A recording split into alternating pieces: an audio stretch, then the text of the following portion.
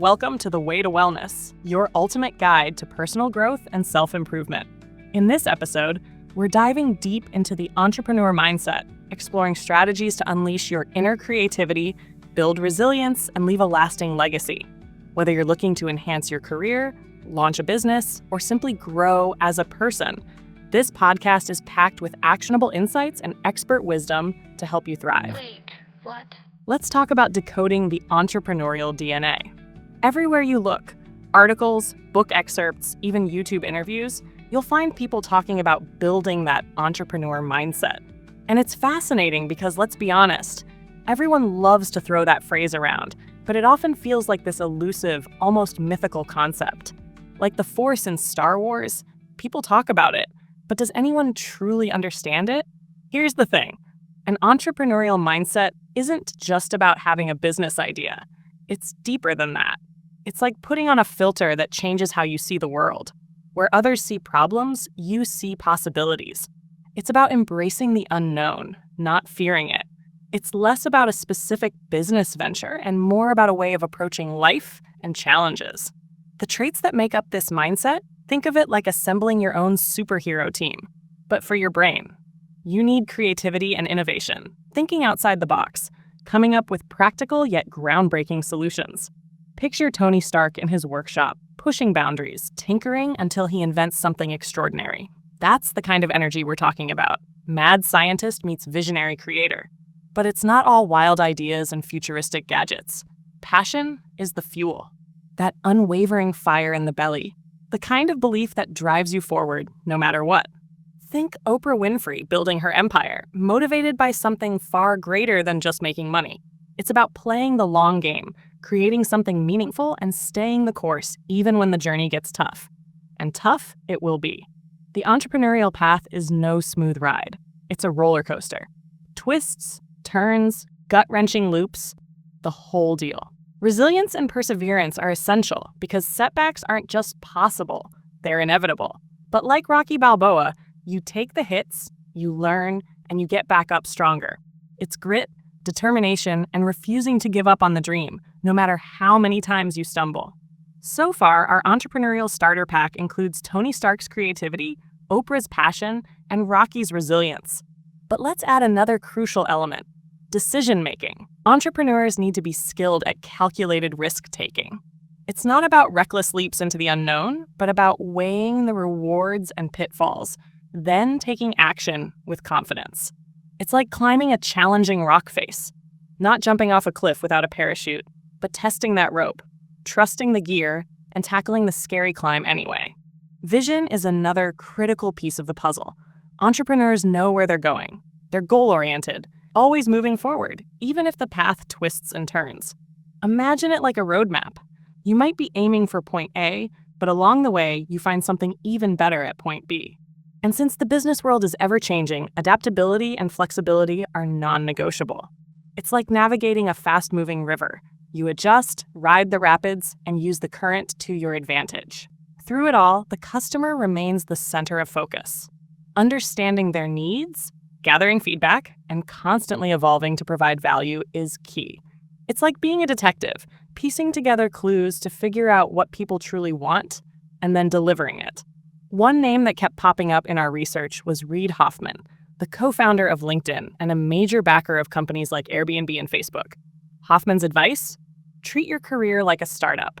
Always adapt, network, and embrace those calculated risks. Growth is a process. It's about constantly evolving, refining, and improving. In a way, we're all our own little startups, tweaking and adjusting as we go. What else stood out? Let's keep unpacking this, because there's always more to learn from these entrepreneurial greats. One of the most intriguing, and maybe even controversial, ideas in the entrepreneurial world is the contrarian principle. It's the notion that if everyone immediately loves your idea, it might not be bold enough. Reid Hoffman dives into this concept, suggesting that rejection and dissent can be invaluable. Those no's are not the end of the road. They're opportunities to refine your approach, like a chef tweaking a recipe. Sometimes it's that unexpected pinch of salt that turns a good dish into a masterpiece. But this isn't about seeking out rejection for its own sake. It's about learning to use dissent as feedback, a tool to sharpen your vision. It's a mindset that thrives on embracing the challenge, not shying away from it. Speaking of embracing challenges, Hoffman also emphasizes the importance of taking risks, not just at the beginning of your journey, but all the way through. Now, this isn't about recklessly diving into the deep end with no plan. It's about stepping out of your comfort zone and pushing your limits. It's the lean into the discomfort mentality, like standing backstage before a big presentation. It's nerve-wracking, sure, but it's also where growth happens. That ties into another of Hoffman's principles: do things that don't scale. At first glance, it sounds counterintuitive. After all, isn't scaling the goal? But his point is that in the early stages, personalized, unscalable actions can be the key to understanding your product and audience. It's about going deep before going wide. Think of Whiplash, where the drumming instructor drills the same technique into Miles Teller's character over and over. It's grueling, but it builds mastery. You don't go on a stadium tour without first perfecting your craft in smaller venues. Hoffman gives a great example of this with Airbnb's early days. The founders personally met guests at airports, helped with their luggage, and even shared local tips. Imagine the impact of that personal touch.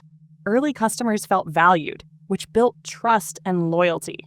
Those memorable one-on-one interactions became the foundation for word-of-mouth marketing that helped the company grow organically. And speaking of growth, Hoffman stresses the importance of company culture. He describes culture as the soul of a company, the thing that defines its values and shapes how people interact and work together. But here's the kicker. Culture isn't static. It's not a set it and forget it kind of deal. It's a living, breathing thing that evolves as the company grows and adapts to new challenges. It needs nurturing, just like any other part of the business. Another gem from Hoffman: watch what customers do, not just what they say. Actions speak louder than words. People might tell you they love your product, but if they're not using it, engaging with it, or recommending it to others, that's the real feedback. Their behavior shows you what's working and what needs to change. These principles are all about refining, evolving, and staying connected to your vision, your team, and your customers. It's a roadmap for building something resilient, impactful, and meaningful. Let's talk about being a customer whisperer.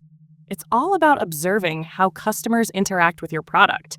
Their actions tell you everything. It's like being a detective, but instead of solving crimes, you're unraveling the mysteries of customer experience. Every click, hesitation, or repeat use is a clue, helping you understand how they're using your product, what motivates them, and where things might be falling short. That data? Pure gold. It's the foundation for making informed decisions about your product, marketing, and overall strategy.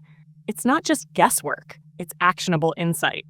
Now, we've covered a lot so far, from breaking down the entrepreneur mindset to diving into some of Reid Hoffman's most impactful ideas. But before we wrap up part 1, let's touch on something Hoffman says that's incredibly profound.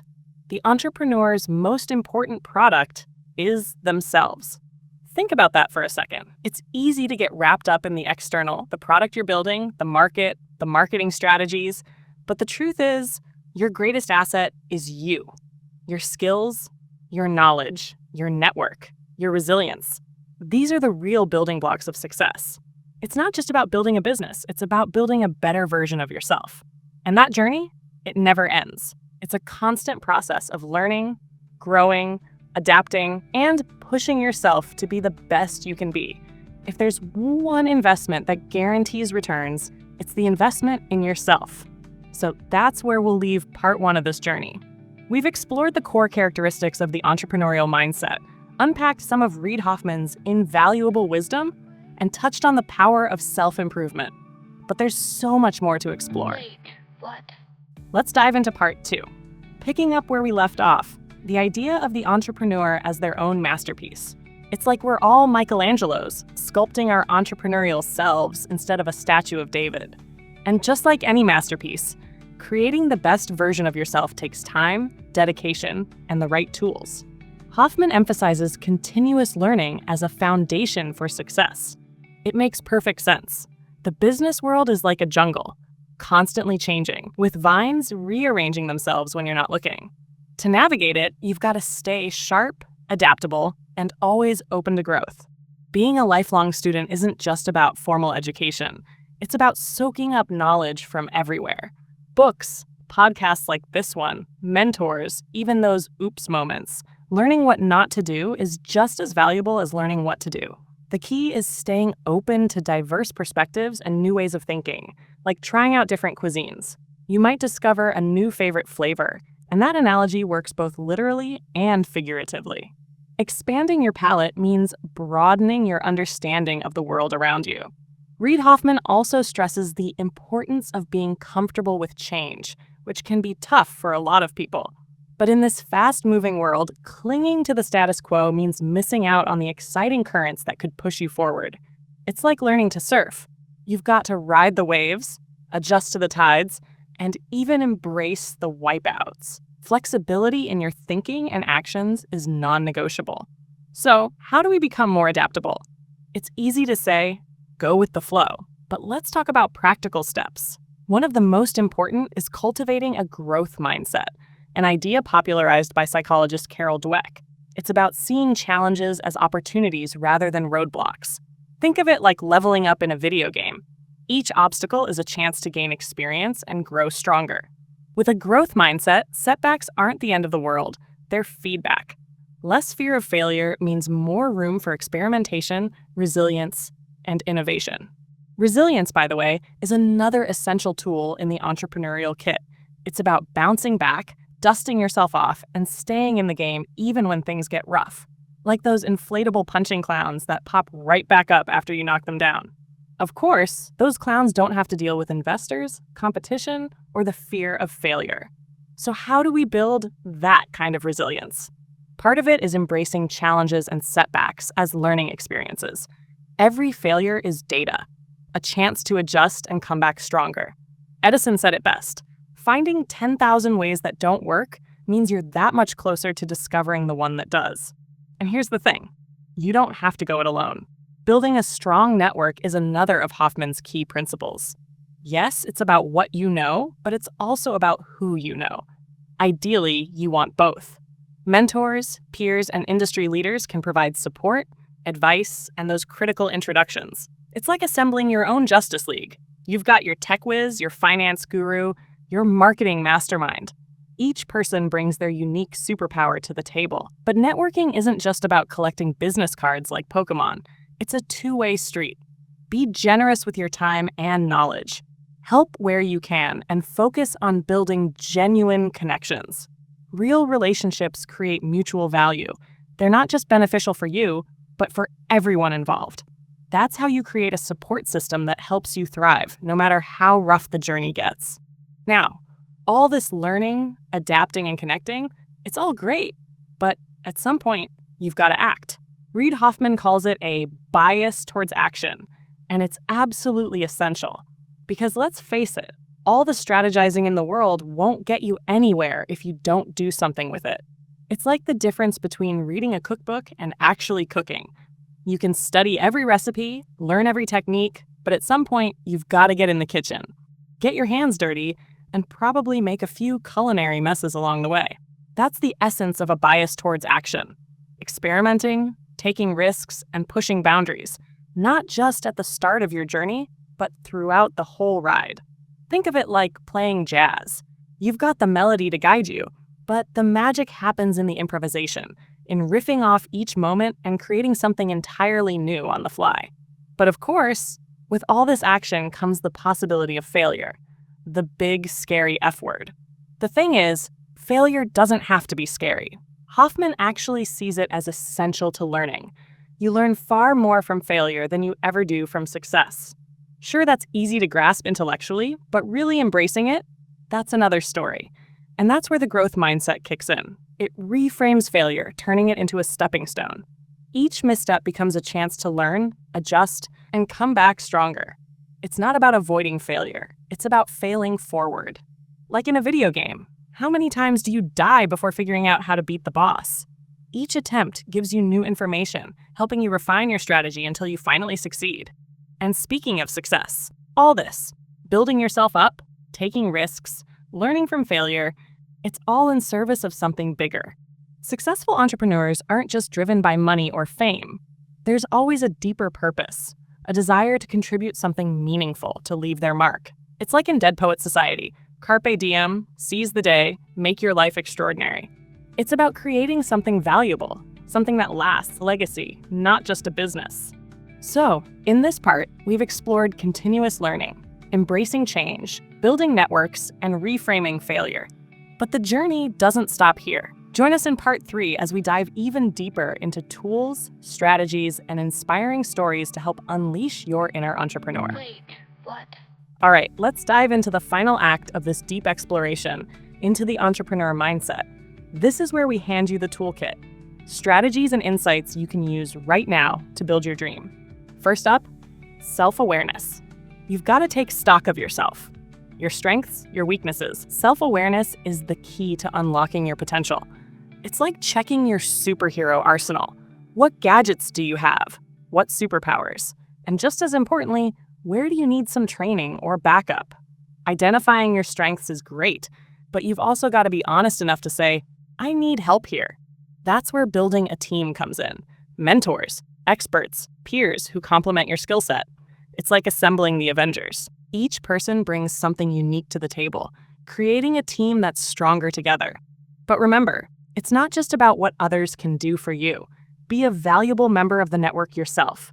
Share your skills, your knowledge, pay it forward. That ripple effect of positive change, like George Bailey in It's a Wonderful Life, realizing how much he's impacted his community, makes the network stronger for everyone. Now, let's talk ideas, the lifeblood of entrepreneurship. Because without ideas, there's no innovation, no progress, no business. Let's explore how to spark them, refine them, and bring them to life. Ideas are the lifeblood of everything entrepreneurial. They're like seeds, filled with potential to grow into something extraordinary, but they need the right conditions to flourish. The key is not to keep them bottled up. Share your ideas, test them, get feedback from people you trust, and be ready to pivot or even let go when something isn't working. This process requires letting go of ego and focusing on what truly creates value. Sometimes the best ideas come from unexpected places or even from failures that teach you something new. That openness can lead to breakthroughs you didn't see coming. Once you've got a promising idea, it's time to lean into Hoffman's bias towards action. Don't overthink it. Just start. Experiment, iterate, and refine. It's like building a prototype. The first version won't be perfect, and that's okay. It's all about testing, learning, and improving. And remember, you're not alone on this journey. Build a support system, mentors who've been there and done that, and peers who understand the highs and lows of entrepreneurship. Surrounding yourself with the right people can make all the difference. As you navigate this process, don't forget to celebrate your wins, no matter how small. Every milestone, every achievement is a moment to savor. It's like leveling up in a game. Those little bursts of motivation keep you moving forward. And amidst all the hustle, always remember why you started. Find that sweet spot where your passion and skills align with what the world needs. It's about creating something meaningful, something that leaves the world better than you found it. That's the kind of legacy worth building. So that wraps up our deep dive into the entrepreneur mindset. We've explored the key traits, learned from greats like Reid Hoffman, and discussed actionable tools to help you put it all into practice. And here's the takeaway. This journey is a marathon, not a sprint. There will be tough times, setbacks, and moments of doubt.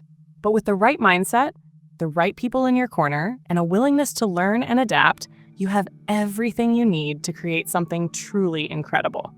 Embrace the unknown, take the leap, and build something amazing. Thanks for tuning in to The Way to Wellness. We hope you're feeling inspired to embrace change, take action, and create something truly extraordinary. Don't forget to subscribe, leave a review, and share this episode with someone who needs a little extra motivation today. Until next time, remember, the most important product you'll ever build is you.